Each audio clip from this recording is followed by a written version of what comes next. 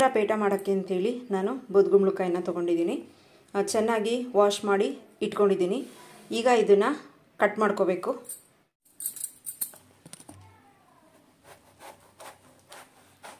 ಕುಂಬಳಕಾಯಿ ಚೆನ್ನಾಗಿ ಬಲ್ತಿರಬೇಕು, ಬಲ್ತಿದ್ರೇ ಚೆನ್ನಾಗಿ ಬರೋದು.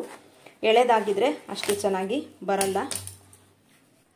ಈಗ ಇದು ಬೀಜ ಎಲ್ಲ ತೆಗೆದು ಕ್ಲೀನ್ ಮಾಡಿಕೊಂಡು ಮತ್ತು ಹಾಗೆ ಈ ಸಿಪ್ಪೆ ಕೂಡ ತೆಗಿಬೇಕು. ಈ ಸಿಪ್ಪೆ ಎಲ್ಲ ತೆಗೆದು ಬೀಜ ಎಲ್ಲ ತೆಗೆದು ಕ್ಲೀನ್ ಮಾಡ್ಕೊಂಡು ಬರ್ತೀನಿ. ನೋಡಿ, ಸಣ್ಣಕ್ಕೆ ಈ ರೀತಿ ಬೀಜ ಎಲ್ಲ ತೆಗೆದು ರೆಡಿ ಮಾಡ್ಕೊಂಡು ಬಂದಿದ್ದೀನಿ.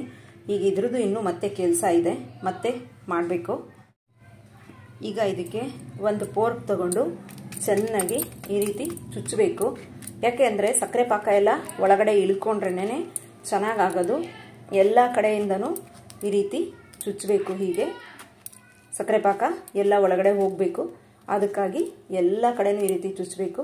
ನೀವು ಕಟ್ ಮಾಡ್ಕೊಂಡು ಬೇಕಾದರೂ ಮಾಡ್ಬೋದು, ಈ ರೀತಿ ಇರುವಾಗ್ಲೂ ಮಾಡ್ಬೋದು. ಕಟ್ ಮಾಡ್ಕೊಂಡು ಮಾಡಿದ್ರೆ ಕೈಗೆ ಸ್ವಲ್ಪ ಗ್ರಿಪ್ ಸಿಗಲ್ಲ.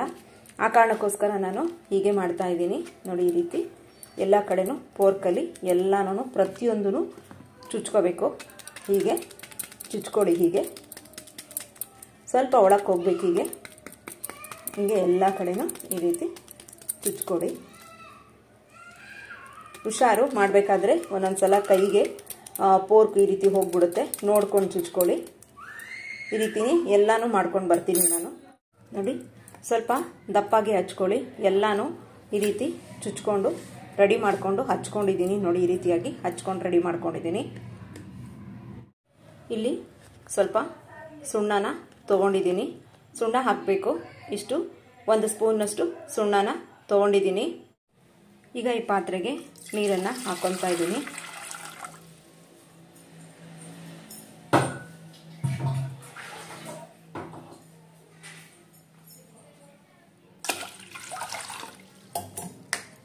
ಮತ್ತೆ ಇದಕ್ಕೆ ಸುಣ್ಣನೂ ಕೂಡ ಸೇರಿಸ್ಕೊತಾ ಇದ್ದೀನಿ. ಈಗ ಈ ಬೂದುಗುಂಬಳಕಾಯಿ ಏನಿತ್ತು ಇದರಲ್ಲಿ ನೆನೆಸಿಡ್ತಾ ಇದ್ದೀನಿ. ಬೂದುಗುಂಬಳಕಾಯಿ ಮುಳುಗುವಷ್ಟು ನೀರನ್ನು ಹಾಕ್ಕೊಳ್ಳಿ. ನೋಡಿ, ಈ ರೀತಿ ಮುಳುಗಬೇಕು. ಮುಳುಗುವಷ್ಟು ನೀರನ್ನು ಹಾಕಿಬಿಟ್ಟು ಈಗ ಇದನ್ನು ಮುಚ್ಚಿಟ್ಬಿಡಿ. ಒಂದು 6 ರಿಂದ 7 ಗಂಟೆ ಅಥವಾ 7 ರಿಂದ 8 ಗಂಟೆ ಟೈಮು ಇದನ್ನು ಹೀಗೆ ಮುಚ್ಚಿಟ್ಬಿಡಿ. ಈಗ ಇದು ನೆಂದಿದೆ.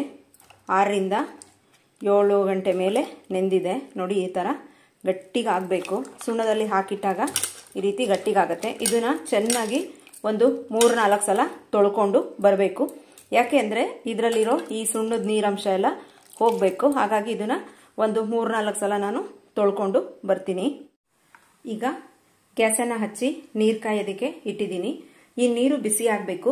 ಈ ನೀರು ಬಿಸಿ ಆದಮೇಲೆ ಬೂದುಗುಂಬಳಕಾಯಿನ ಇದಕ್ಕೆ ಹಾಕಬೇಕು. ನೋಡಿ, ಚೆನ್ನಾಗಿ ತೊಳ್ಕೊಂಡು ನೀರನ್ನು ಸೋರೋದಕ್ಕೆ ಇಟ್ಟಿದ್ದೀನಿ. ನೋಡ್ತಾ ಇದ್ದೀರಲ್ಲ, ಈ ಥರ ತುಂಬ ಗಟ್ಟಿಗಾಗಬೇಕು.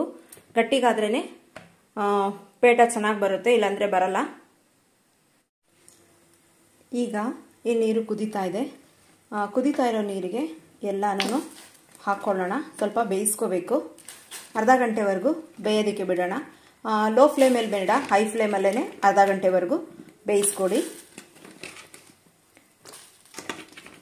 ಇದು ಕುಂಬಳಕಾಯಿ ಮುಳುಗುವಷ್ಟು ದೊಡ್ಡ ಪಾತ್ರೆನ ತಗೋಬೇಕು.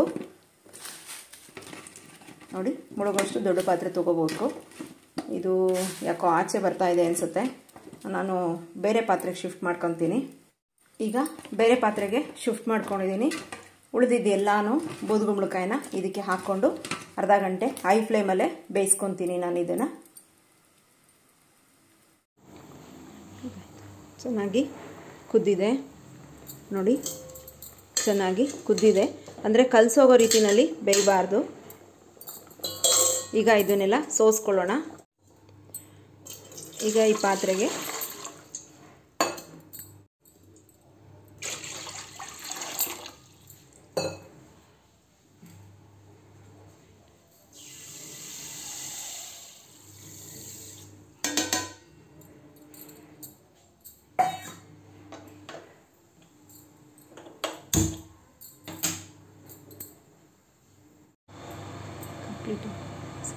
ಕರಕಿದೆ.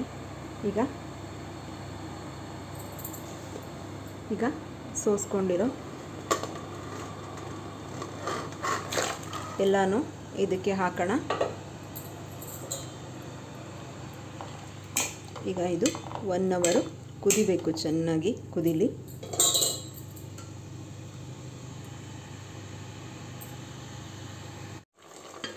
ನೋಡಿ 1 ಅವರ್ ಆಗಿದೆ. ಎಲ್ಲ ಯಾವ ಥರ ಟ್ರಾನ್ಸ್ಪರೆಂಟ್ ಆಗಿದೆ ಅಂತ ನೀವೇ ನೋಡ್ತಾ ಇದ್ದೀರಾ. ನೋಡಿ ಈ ರೀತಿಯಾಗಿ ಟ್ರಾನ್ಸ್ಪರೆಂಟ್ ಆಗಬೇಕು, ಪ್ರತಿಯೊಂದು ಚೆನ್ನಾಗಿ ಬೆಂದು ಟ್ರಾನ್ಸ್ಪರೆಂಟ್ ಆಗಬೇಕು. ಅಂದರೆ ಇನ್ನೂ ಒಂದು 5 ಮಿನಿಟ್ಸ್ ಇದೆ, ಇನ್ನೂ ಒಂದು 5 ಮಿನಿಟ್ಸಲ್ಲಿ ಉಳಿದಿದ್ದು ಕೂಡ ಚೆನ್ನಾಗಿ ಬೆಂದ್ಕೊಳ್ಳುತ್ತೆ. ಮತ್ತು ನೀರು ಕೂಡ ಎಲ್ಲ ತೆಳಗಡೆ ಹೋಗಿದೆ, ನೀವೇ ನೋಡ್ತಾ ಇದ್ದೀರಾ. ಇಷ್ಟು ತುಂಬ ಇದ್ದಿದ್ದು ಕುದ್ದು ಎಲ್ಲ ಫುಲ್ಲು ಕೆಳಗಡೆ ಹೋಗಿದೆ. ಇನ್ನೂ ಸ್ವಲ್ಪ ಆಗಬೇಕು, ಈ ರೀತಿಯಾಗೇ ಟ್ರಾನ್ಸ್ಪರೆಂಟ್ ಆಗಬೇಕು. ಈ ರೀತಿ ಟ್ರಾನ್ಸ್ಪರೆಂಟ್ ಆದ್ರೇ ತುಂಬ ಚೆನ್ನಾಗಿ ಬರುತ್ತೆ. ನೋಡಿ ಟ್ರಾನ್ಸ್ಪರೆಂಟ್ ಆಗಬೇಕು ಈ ರೀತಿ.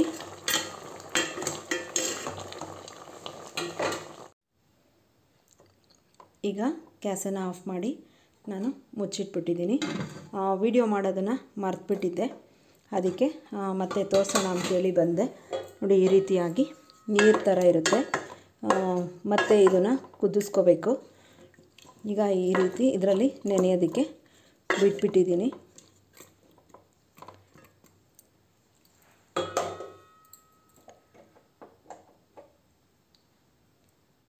ಈಗ ಇದು 8 ಗಂಟೆ ಟೈಮ್ ಆಗಿದೆ, ನೋಡ್ತಾ ಇದ್ದೀರಲ್ಲ. ನೀರಿನ ಅಂಶ ಎಲ್ಲ ಈ ರೀತಿ ಬಂದಿದೆ. ಇದು ಇನ್ನೂ ಪಾಕ ಚೆನ್ನಾಗಿ ಬರಬೇಕು. ಇದಕ್ಕೆ ನಾನು ಸ್ವಲ್ಪ ಕೇಸರಿನ ಆ್ಯಡ್ ಮಾಡ್ತೀನಿ. ಕೇಸರಿ ಹಾಕೋದು ಆಪ್ಷನಲ್ಲು, ಬೇಕಂದರೆ ಹಾಕ್ಕೊಳ್ಳಿ, ಇಲ್ಲಾಂದರೆ ಸ್ಕಿಪ್ ಮಾಡಿ. ಕಲರ್ ಚೆನ್ನಾಗಿರುತ್ತೆ ಅನ್ನೋದಕ್ಕೋಸ್ಕರ ನಾನು ಕೇಸರಿನ ಆ್ಯಡ್ ಮಾಡ್ತಾ ಇದ್ದೀನಿ, ನ್ಯಾಚುರಲ್ ಕಲರ್ ಇರಲಿ ಅಂತೇಳಿ. ನೋಡಿ ಹೈ ಫ್ಲೇಮಲ್ಲೇ ಇದೆ, ಕಲರ್ ಕೂಡ ಚೇಂಜ್ ಆಗ್ತಿದೆ.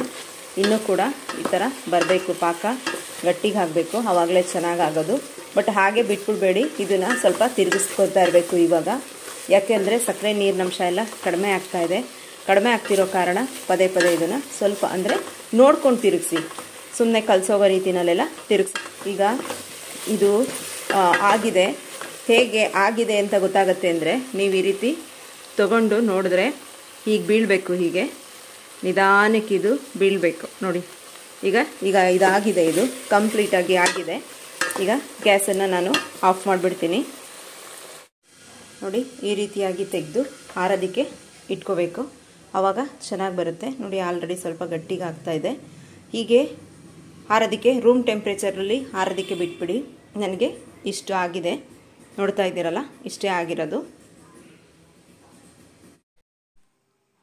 ಇದು ಒಣಗಿದ ಮೇಲೆ ಕಲ್ಲು ಸಕ್ಕರೆ ಥರ ಆಗುತ್ತೆ, ಅಷ್ಟೊಂದು ಗಟ್ಟಿಗಿರಲ್ಲ. ಅದನ್ನು ತಿನ್ನಬೇಕಾದ್ರೆ ಚುಯಿ ಥರ ಸಿಗುತ್ತೆ, ತುಂಬಾ ಚೆನ್ನಾಗಿರುತ್ತೆ.